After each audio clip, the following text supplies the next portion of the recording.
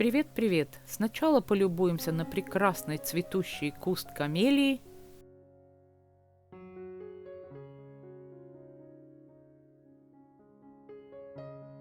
Потом пропустим через дорогу переходящих лебедей.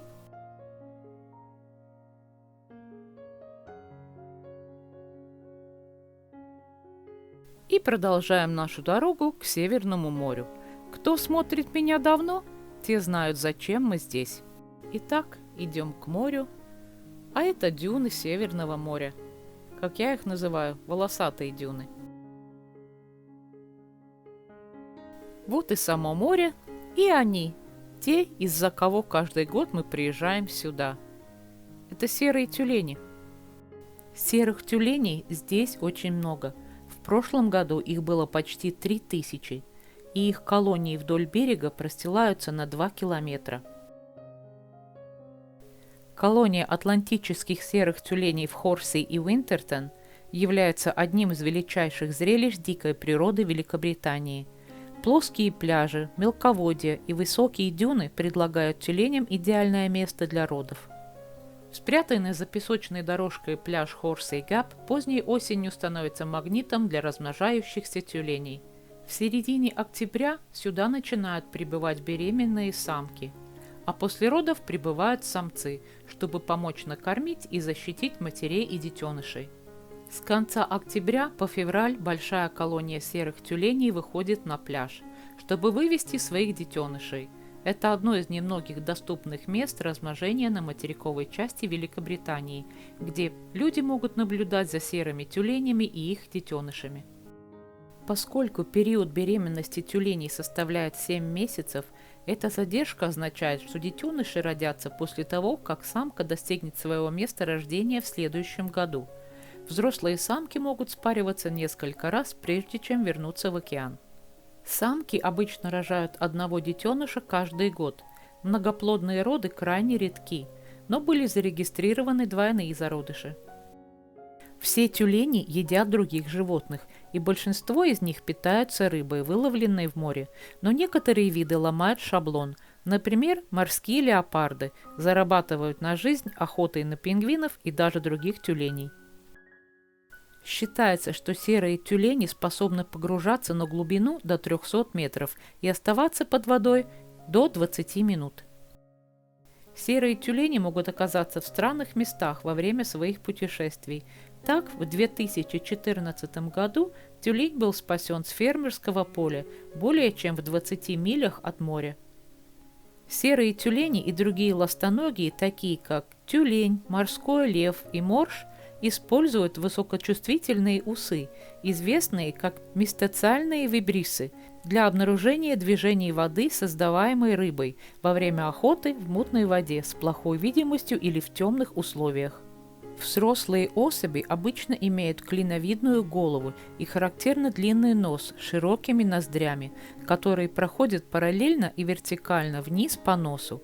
Научное название вида серого тюленя переводится как «морская свинья с крючковатым носом». Примерно 40% серых тюленей в мире рождаются в Великобритании. Зимой прошлого сезона у Хорси и Винтертон родилось 2500 детенышей. Молоко серого тюленя содержит от 50 до 60% жира. Это помогает детенышам быстро набирать вес и формировать слой жира. Детеныши весят 13 кг при рождении и до 45 кг всего за 3 недели. Они рождаются с белой шерстью, известной как лануга. Они линяют после того, как их отняли от груди, примерно через 3 недели после рождения. Процесс выращивания более короткой взрослой водонепроницаемой шерсти занимает еще 3 недели или около того. Серые тюлени обычно возвращаются для размножения и линьки в одно конкретное место, а самки серых тюленей часто возвращаются, чтобы иметь своих детенышей в колонии, где они родились. А этому красавчику 1,5 месяца. Ему еще в море нельзя, у него еще нет водонепроницаемой шерстки. Зато посмотрите, как мило он умеет себя преподать. Прелесть просто. Даже не буду ничего говорить, просто за ним немного понаблюдаем.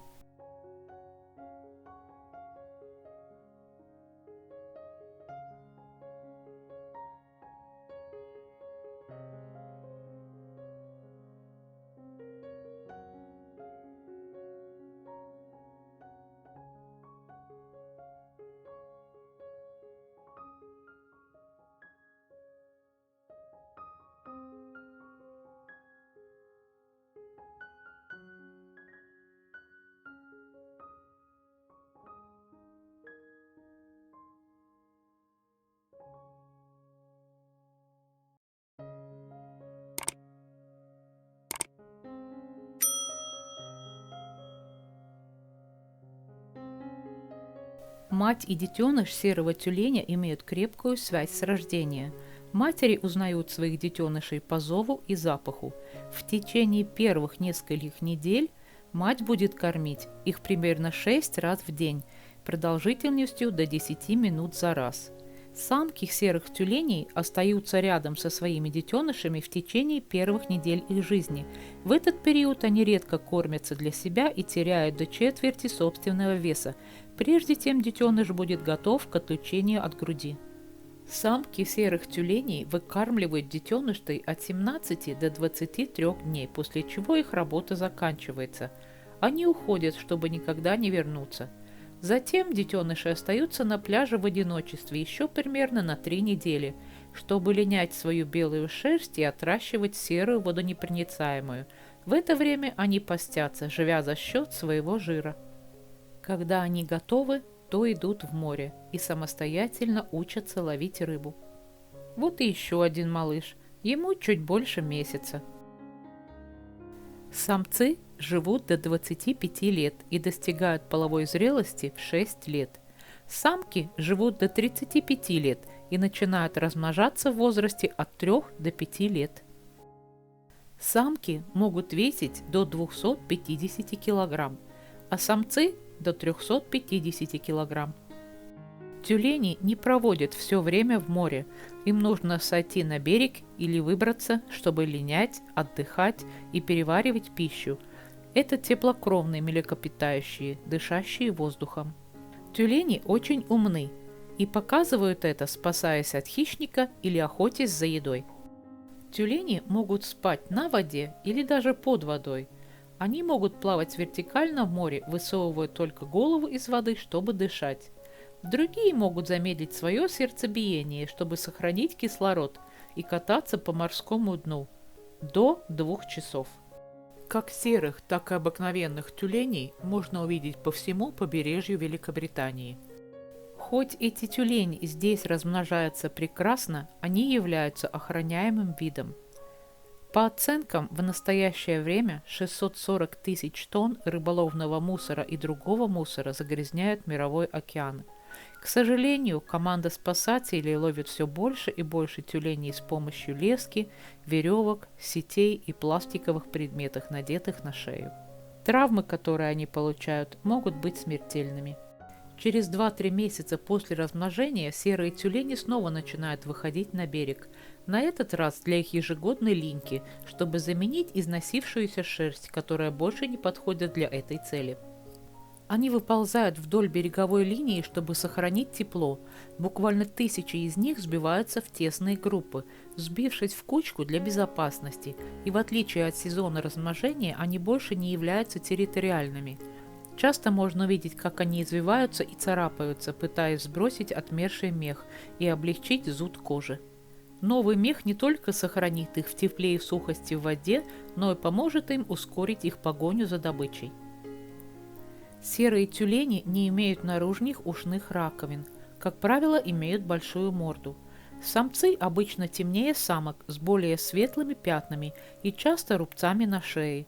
Самки от серебристо-серого до коричневого цвета с темными пятнами. Самая большая колония в мире находится на острове Сейбл в Новой Зеландии. Изолированная популяция существует и в Балтийском море. В водах Великобритании серые тюлени являются довольно распространенной добычей касаток. Серый тюлень питается разнообразной рыбой, которую в основном ловят на глубине до 70 метров. Песчаные угри составляют большую часть рациона во многих местах. Треска и другие тресковые, камбала, сельдь и скаты также важны на местном уровне. Однако ясно, что серый тюлень будет есть все, что есть в наличии, включая осьминогов и омаров.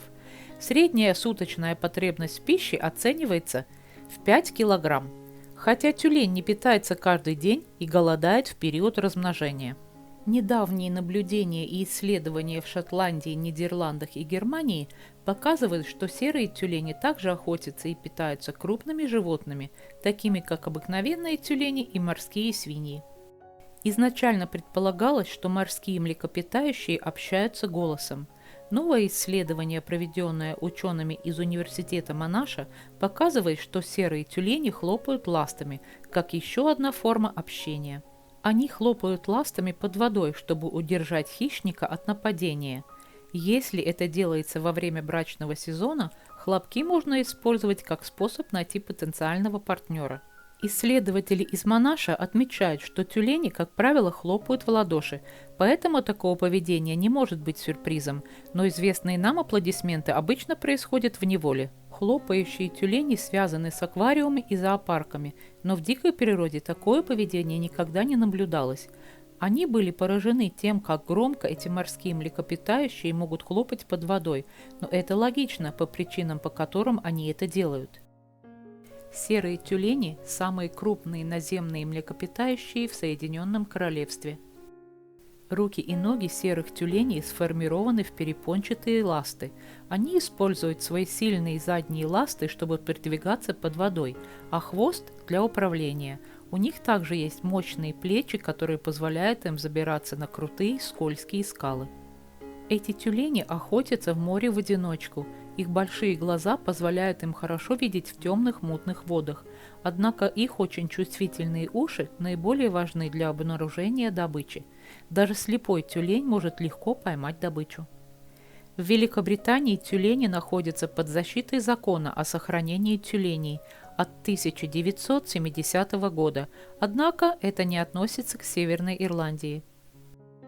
Их популяция в Балтийском море увеличилась примерно на 8% в год в период с 1990 по середину 2000-х годов, а с 2005 года численность не изменилась.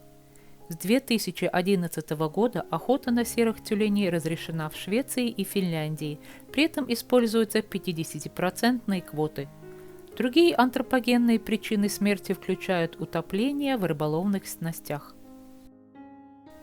И один серый тюлень, вероятно сбежавший из неволи, был замечен в Черном море.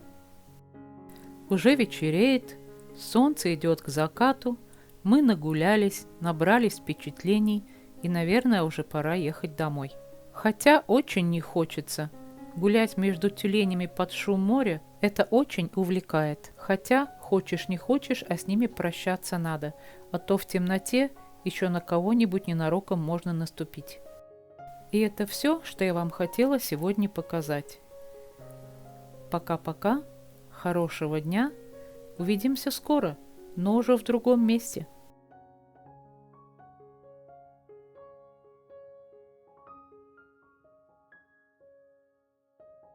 А для тех, кто досмотрел до конца, маленькая конфетка. Нет, это не ветряная мельница, это ветряной насос, построенный в 1912 году. Это самый молодой и один из крупнейших ветряных насосов на Норфолк-Броудс.